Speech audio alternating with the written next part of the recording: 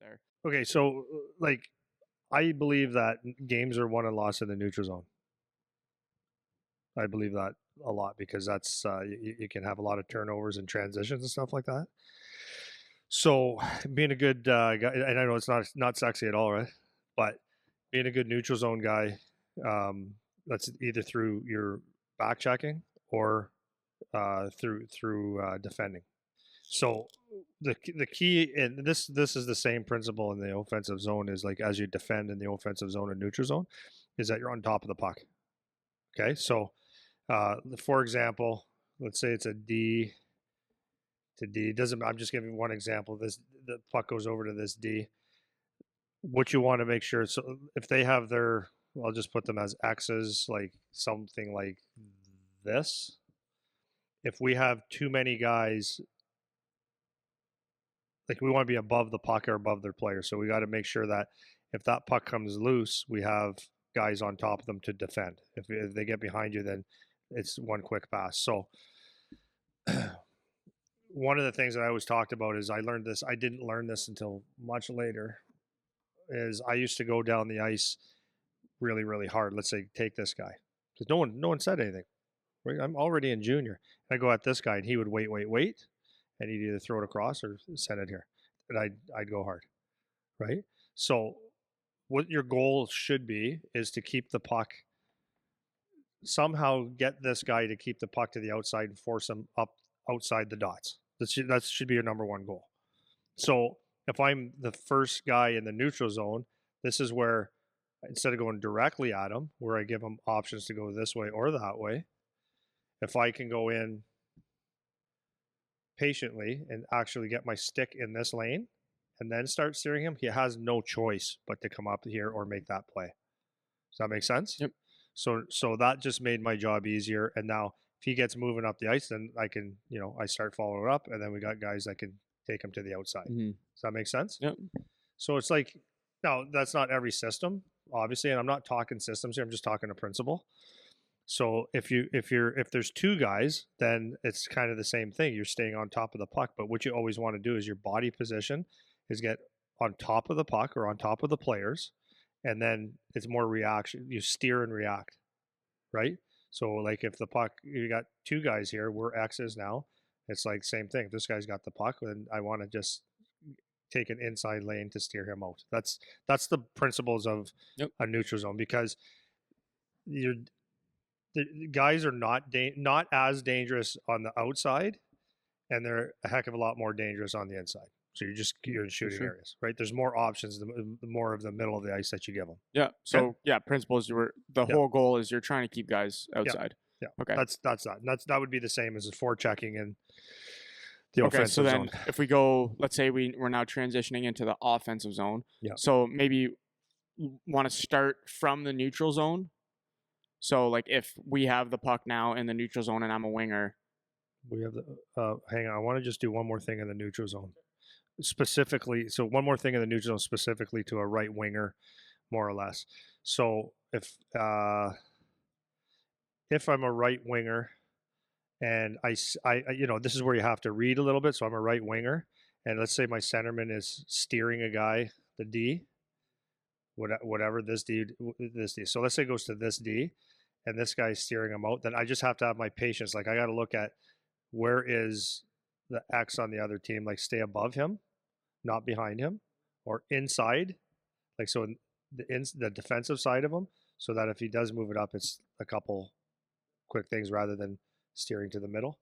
And if I'm a right winger and the D on this side has the puck and the flow of the game is going this way, then again, we don't want to stay outside. Now we want to get in the middle of the ice. Typically, this is different systems, but typically I want to get in the middle of the ice so that if he makes a play, I'm already there rather than being on the outside. So that's pretty simple. Okay. What did you want me to transition to now? So if we now have the puck, so that's kind of like defensive zone or D zone or D side of the neutral zone. Yeah. So now if we were flipping to the offensive side, so like let's say we like RD, we're doing a D to D regroup or a neutral zone regroup of some sort. Or a rush of anything. Yeah, a rush of anything. Okay. So now we'll go offensive side of the neutral zone, and then that'll lead us into the offensive zone. So we're coming into the ice. Yep. What do you want? I'm the right winger. Yeah, right winger. Well, first let's say like if our D have it. So if it's a D to D, up D the to D. wall, whatever. So what's Coming our on your yeah side. yeah coming to your side. Now this you can either be low for a quick pass and like a low short pass, and then you'll see a lot of pro, junior, college, and stuff where they stretch it. So that's you, but you basically want to be close to the wall on either of those situations. Going to be system dependent. Okay, Yep. so And then what about far side? If so puck's going the other way. but just one sec. So Yep. for youth hockey, typically if it's a D to D and the flow is going this way, then typically you're going to be a lot lower, so it's an easy pass. Unless the coach says stretch, then you're up here. But typically that's it, and your center comes low enough so you can make passes. The systems aren't as tight as in junior. If it's on the other side, then so now it's D to D, or the rush is going this way, then you're kind of getting inside the dots here the best you can, right? Yeah, unless their coach tells you otherwise. Unless your coach tells you Because otherwise. sometimes another play that as you get older that coaches do, it's either you're kind of slashing Yep. across, Yep. or they'll have you stay down for that cross seam kind of Yep. play as a Yep. winger on the low Yeah. side, A right? lot of that stuff is dependent on what your Yeah, coaches want. sure. So, but the bottom line is, if it's coming your side, you got to get on that wall, unless Mhm. they say release. But that's typically not how guys do it anymore. And if it's on the other side, then you can cheat to the middle a little bit more, and your objective is to Yep. get the puck deep or go to the net. Sure. So, which side do you want to go on now? So let's go. You're entering. Yeah, let's do entry. So Who's got the puck? let's say you have the puck. Okay, you've got the puck. You're a right winger. Now you're looking at options. Now, if you have the puck, the number one thing to do is okay. Now you're if you want to have someone's job be easy on you, stay right along the wall because now you're easy to play.